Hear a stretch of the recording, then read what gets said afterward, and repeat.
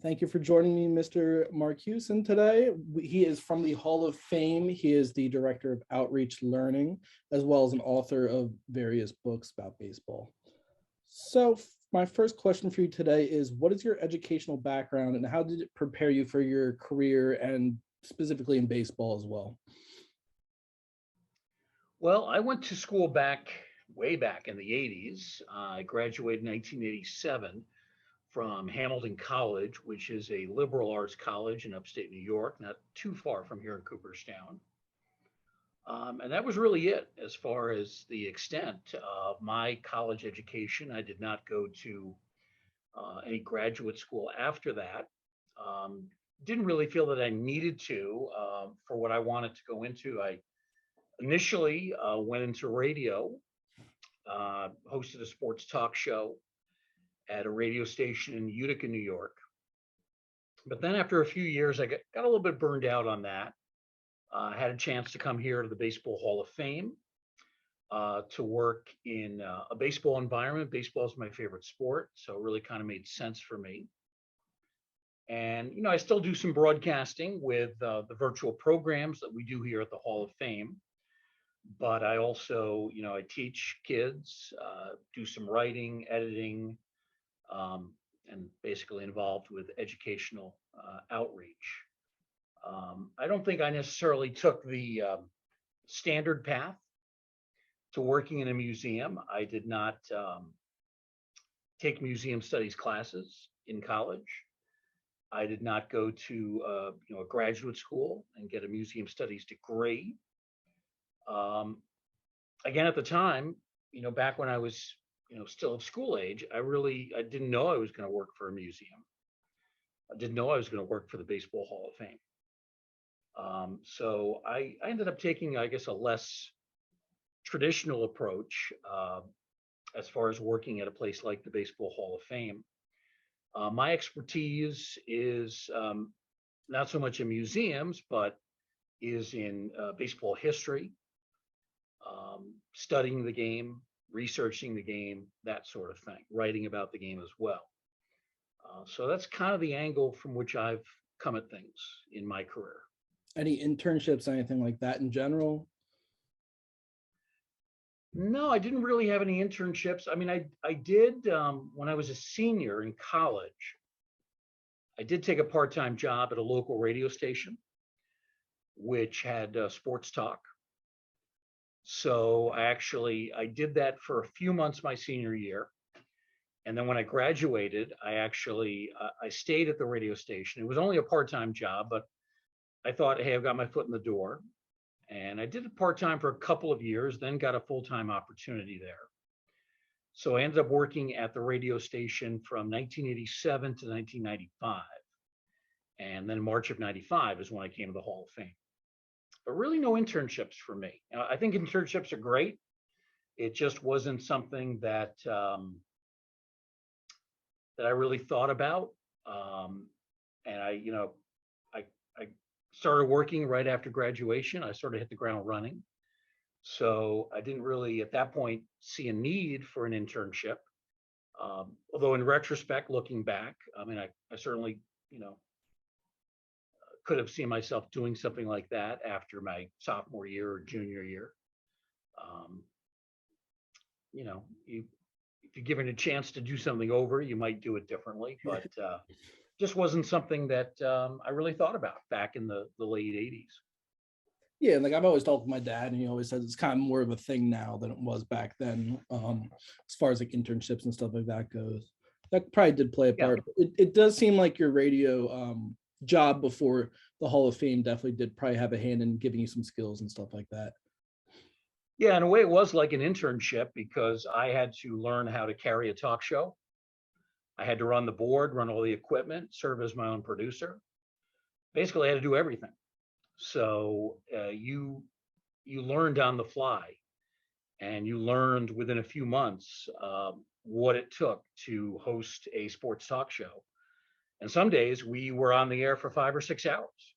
If we didn't have live sports that night, we filled the airtime with our talk show, which was called Sports Watch on WIBX.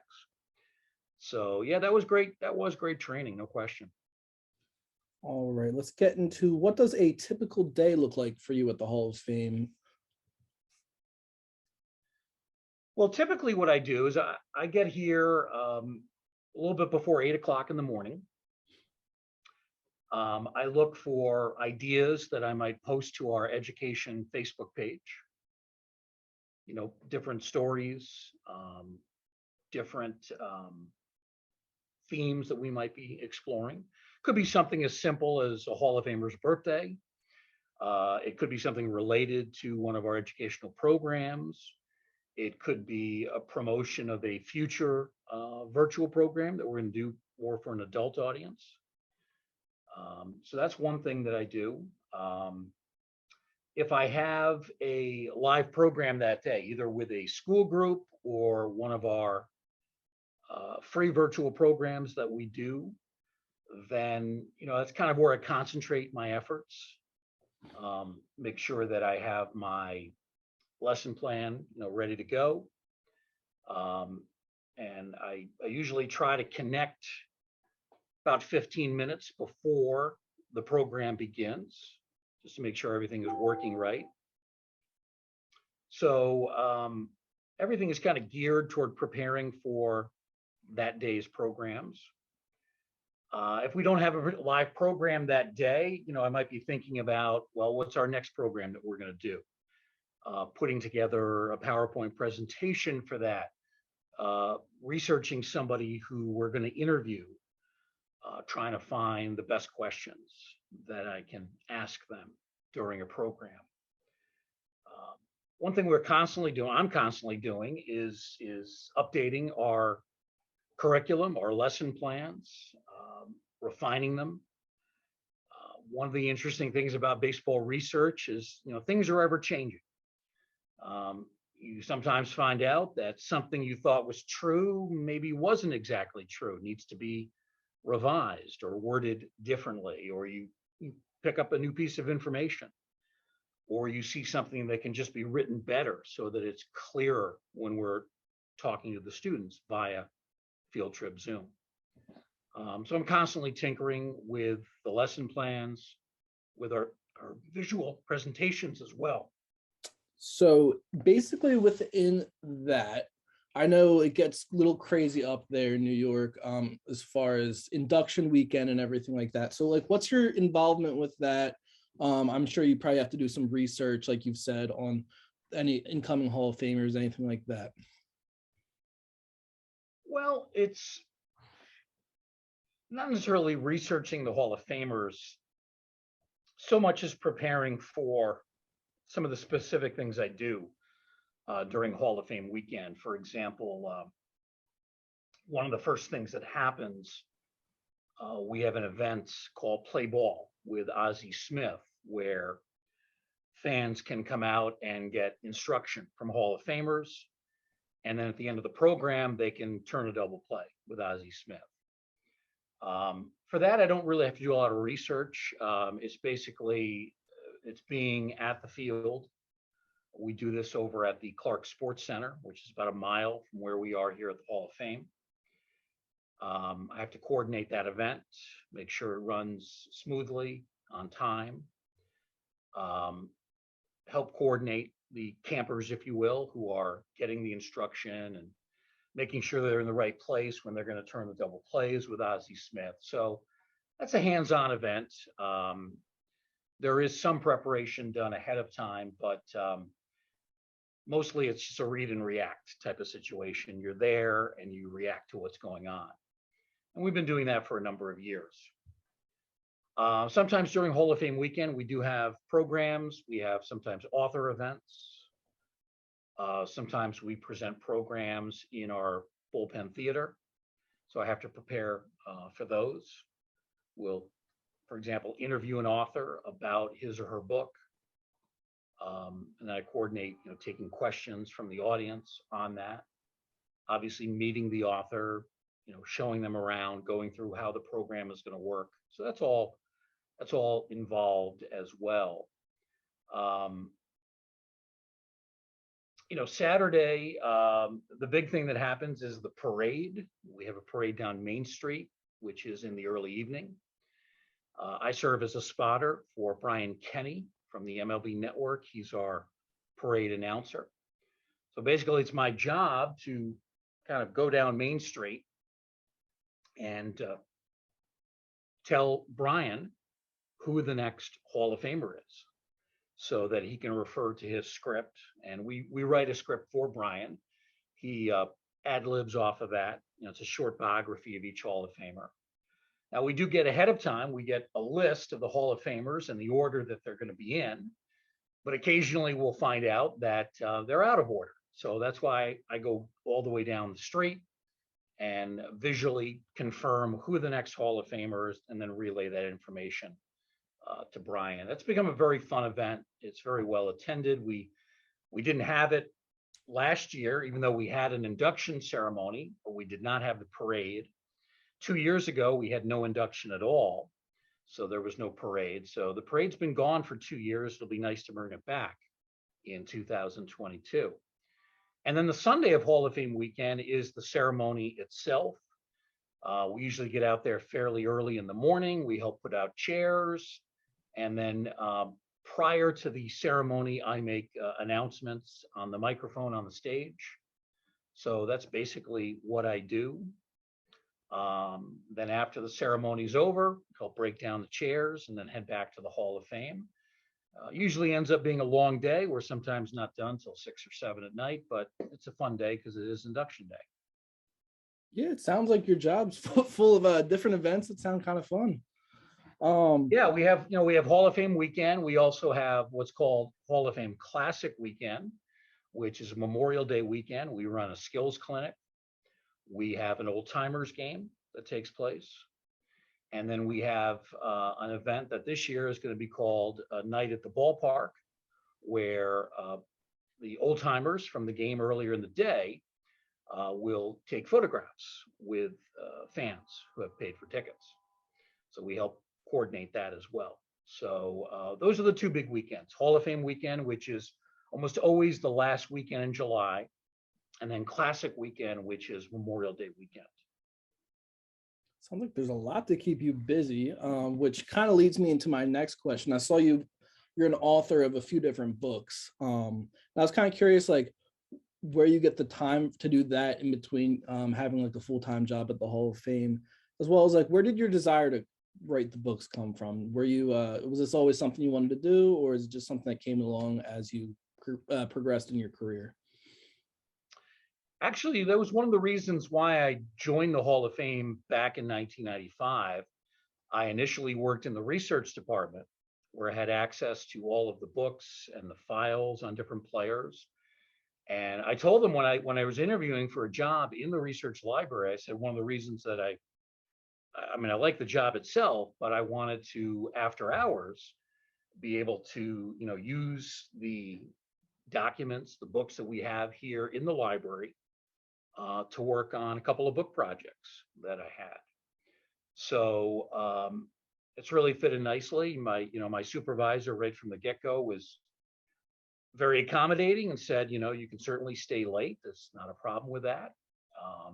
So you do the work. I would do the research on my books after hours, sometimes earlier if I got in before. Back then I worked at 9 in the morning. So if I got in before 9 o'clock, I might do some research in the morning, but usually it was after hours. And, I've written now, I think it's 8 baseball books. So certainly the research library here has been a tremendous help to me. Kind of scale back on my book writing. Married with a daughter now, so it takes up a certain amount of time. But I could definitely see myself writing a baseball book in the future. And again, this facility here is a great starting point to do that. I'll definitely be on the lookout for that. I do have 2 more questions for you. They're kind of more fun ones, I guess you could say. So since you've worked there for a while, like, who's like your favorite Hall of Famer, like who you've met while you've been there and got to interact with? Most of the Hall of Famers are, pretty accommodating, down to earth. But yeah, there's a few that really stand out for their their friendliness, their grounded nature, their humility. I'd say probably my favorite is Brooks Robinson. Whenever I've talked to Brooks, he's always so polite and accommodating. If he asks a staff member, he's very patient. He's thankful for any help that he can get. Um, it takes an interest in you. It takes an interest in people, even though they're not celebrities. So, I mean, Brooks was obviously a great player, probably the best third baseman defensively I've ever seen, but a greater person. Just very humble, down to earth guy, and someone who has never allowed success to go to his head. So he's great. Some of my favorites, sadly, have passed away.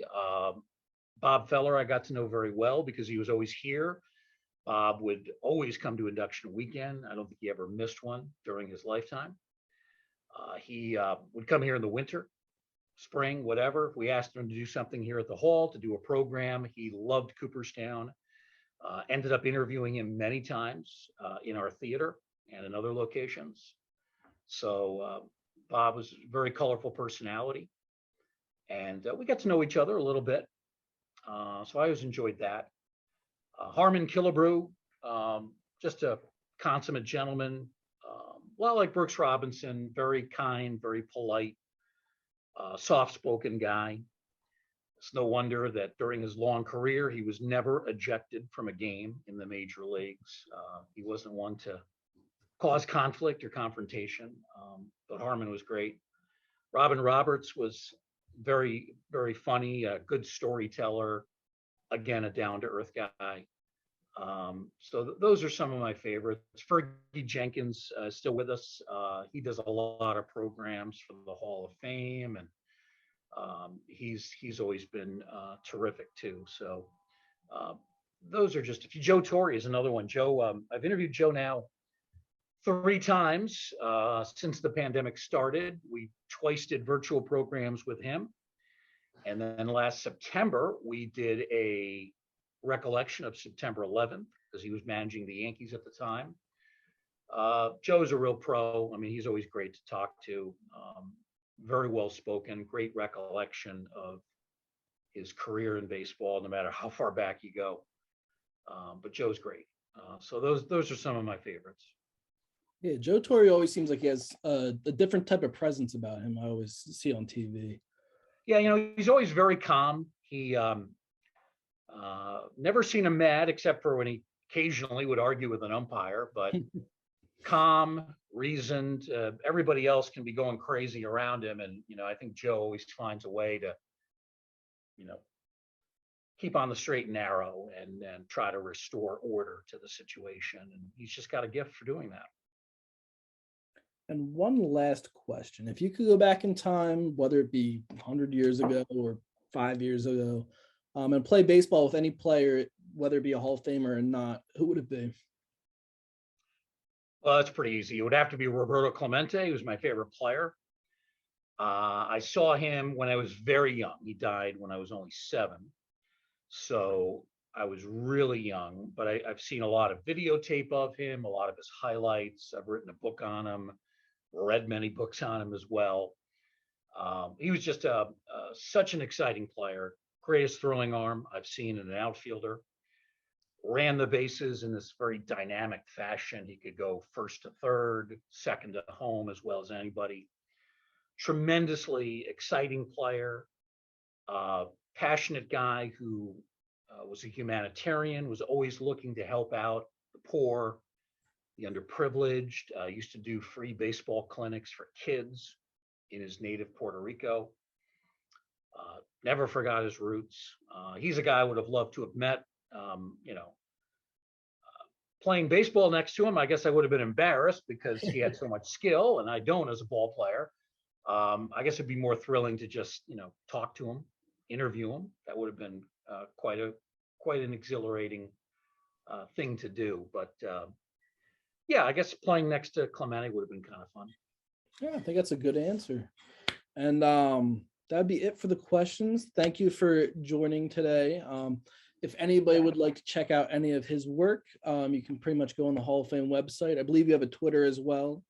Do you know what the handle Yeah, is? I don't do much on Twitter. I do more on Facebook. I have a Facebook page, and it's Bruce Markusen, Markusen, and I tend to post a lot about baseball on that Facebook page. So that's a good place to find me. Awesome. Yeah, check it out.